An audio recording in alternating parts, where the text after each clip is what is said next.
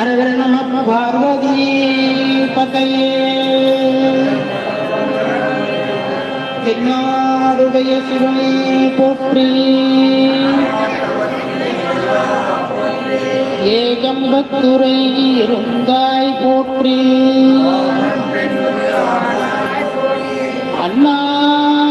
அண்ணாமலையனும் அண்ணா போற்றி காவாய் கனகத்திரளே போற்றி கைலை மலையானே போற்றி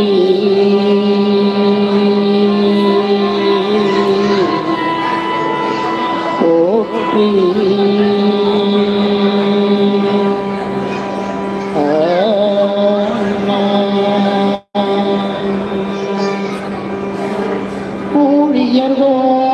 வெப்பொழித்த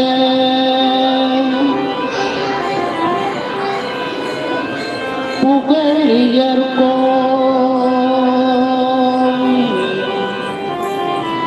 கழல் போற்றி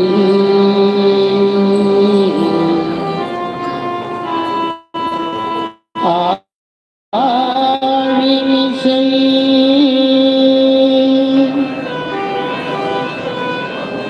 ஆழிமிசை கல்மிதப்பில் அணைந்த பிரான் அடி போற்றி வாழி திரு நாவலூர்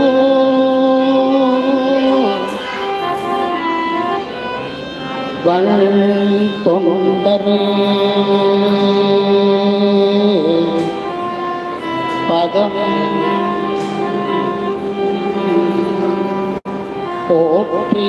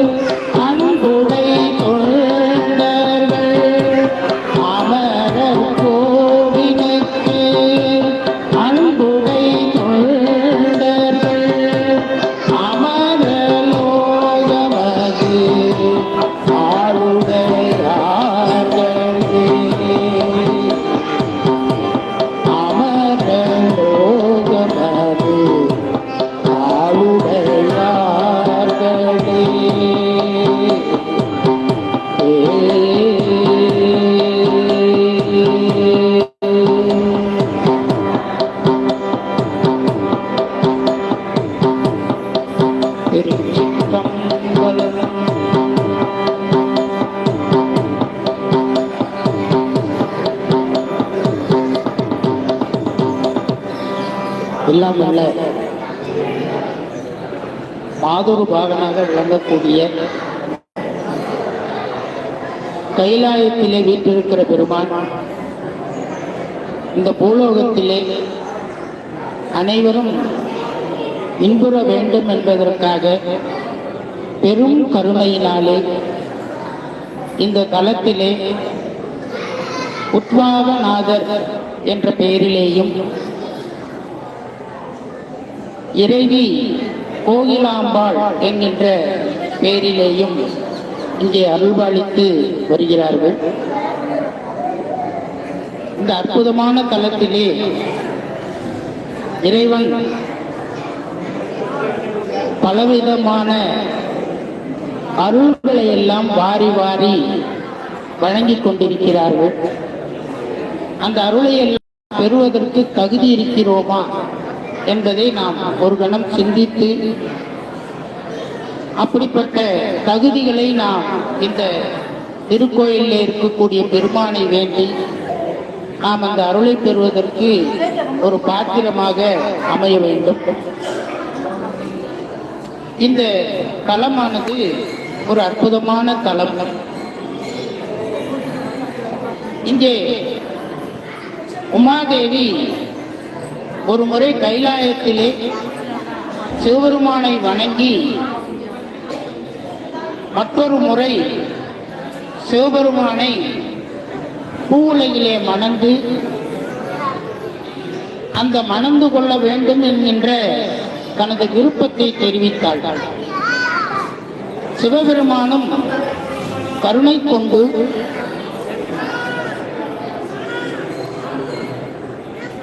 அவ்வாறே வாக்களித்தார் சிவபெருமான். அதன் பின் ஒரு முறை உமாதேவி சிவனிடம் சற்று அலட்சியமாக நடக்க, அதனால் சிவபெருமான் சினம் கொண்டு உமாதேவியாரை பூ உலகிலே பசுவாகி வாழ கட்டளையிட்டார். பசு உரு கொண்ட உமாதேவி தன் செயல் நினைந்து வருந்தி சிவனிடம் சாப விமோச்சனம் கேட்க, தக்க சமயம் வரும்போது தோன்றி மனம் செய்து கொள்வேன் என்று உமாதேவிக்கு வரமளித்தார். உமாதேவியுடன் திருமகள், கலைமகள் இந்திராணி ஆகியோரும் பசு உரு கொண்டு பூவுலகிலே உலாவி ஆங்காங்கே திரிந்து வந்தார்கள். திருமால் பசு மேய்ப்பவராக உருக்கொண்டு அப்பசுக்களை பராமரித்து வந்தார். அம்பிகை உமாதேவி பொழிந்த பாலால் திருமேனி குளிரப் பெற்ற சிவபெருமான் அம்பிகைக்கு சூய உருவம் கொடுத்து அந்த சூய உருவத்தினாலே திருமணம் புரிந்து கொள்ள சிவபெருமான் தீர்மானித்தார். பரத மகரிஷி நடத்திய யாக வேள்வி குண்டத்தில் சிவபெருமான் தோன்றி பசூரில் இருக்கக்கூடிய உமாதேவிக்கு சுய உருவம் கொடுத்து இத்தலத்திலே திருமணம் புரிந்து கொண்டார் என்று இந்த தலத்தினுடைய வரலாறு கூறுகிறது. சிவபெருமான் உமாதேவி திருமணம் நடைபெற்ற இந்த தலம் திருமணம் சேரி என்று பெயர் பெற்று விளங்குகிறது. இந்த தலத்தினுடைய சிறப்பு,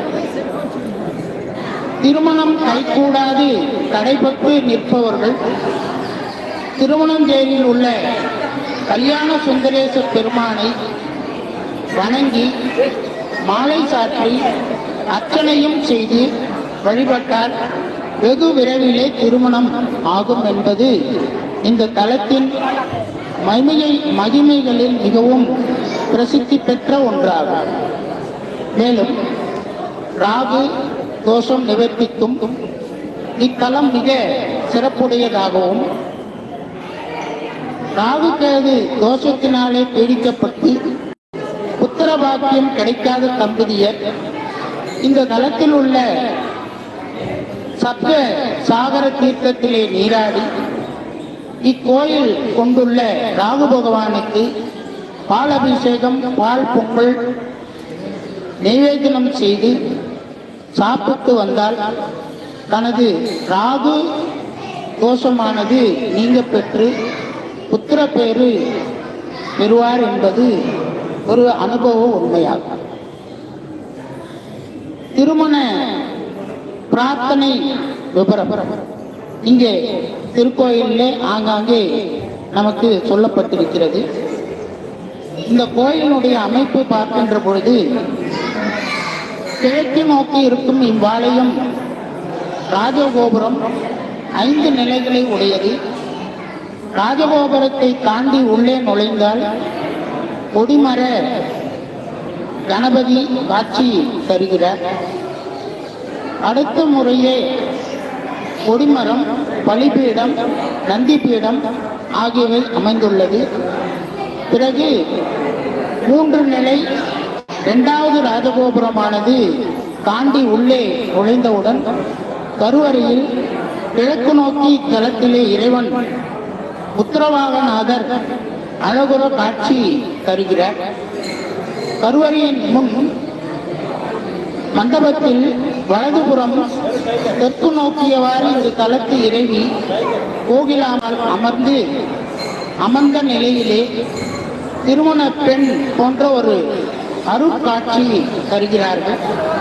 கருவறையின் இடதுபுறம் நிறுத்த மண்டபத்திலே இவ்வாலயத்திலே உற்சவமூர்த்தியான கல்யாண சுந்தரர் அம்பிகை கோகிலாம்பாளுடன் கல்யாண கோலத்திலே கிழக்கு நோக்கி காட்சி தருகிறார். மற்றும் நடராஜர், சுப்பிரமணியர், தட்சிணாமூர்த்தி, பிரம்மா, ராகு பகவான், துர்க்கை, மகாவிஷ்ணு ஆகியோர் சன்னதிகள் இந்த ஆலயத்திலே இருக்கின்றன. மன்மதன் சிவபெருமான் மீது தன் மலர்கணைகளை கொடுத்து அதனால் அவரது நெற்றிக்கண் தீயினால் எரிந்து சாம்பலார். அதனால் மனம் நொந்து திருந்தி மன்மதன் சிவபெருமானை துதிக்க சிவபெருமானம் மனமிறங்கி மன்மதன் பேறு பெற வரமருளியது இந்த தலத்தில்தான் நிகழ்ந்தது. இறைவனின் திருமணத்திற்கு மாலைகளாக மாற்றி வந்த சப்தசாகரங்களும் 7 கடல்களும் இங்கேயே தங்கி தீர்த்தமானதாக சொல்லப்படுகிறது. சப்தசாகர தீர்த்தம் என்று அழைக்கப்படும் இந்த தீர்த்தம் கோயிலின் பக்கத்திலேயே உள்ளது. சோழ மன்னன் கண்டராதித்யனின் மனைவியான செம்பியன் மாதேவியால் இந்த ஆலயம் திருப்பணி செய்யப்பட்டு இன்று இந்த ஆலயத்தில் உள்ள கல்வெட்டுகளில் எல்லாம் நமக்கு தெரிய வருகிறது. இப்படிப்பட்ட ஒரு அற்புதமான தலத்திலே இன்றைய தினம் இந்த திருமுறை திருத்தல யாத்திரை அடியார்கள் பல தலங்களுக்கு சென்று அருளாளர்கள் நால்வர் பெருமக்கள் எப்படி இந்த ஒவ்வொரு திருக்கோயில்களிலும் அந்தந்த திருக்கோயிலுடைய பதிகத்தை பாடி இறைவனுடைய அருளை பெற்று நமக்கெல்லாம் ஒரு வழிகாட்டியாக இருந்தார்களோ அந்த நெறியிலே இந்த திருத்தல யாத்திரை அடியார்களும் அந்த நால்வர் பெருமக்கள் அருளி செய்த அந்த பதியங்களை எல்லாம் முறையாக பன்மாக இசைத்து பாடி நாம் மகிழ்ந்து இறைவனை வணங்கி இறைவன் நமக்கு அருளக்கூடிய வரங்கள் எதுவாக இருந்தாலும் அதை நாம் ஏற்றுக்கொள்ள வேண்டும் என்று இந்த நேரத்திலே பிரார்த்தனை செய்து கொண்டு இப்பொழுது இந்த திருமணஞ்சேரியில் அருளி செய்யப்பட்ட பதியத்தினை நாம் விண்ணப்பம் செய்து மகிழ்வோமாக.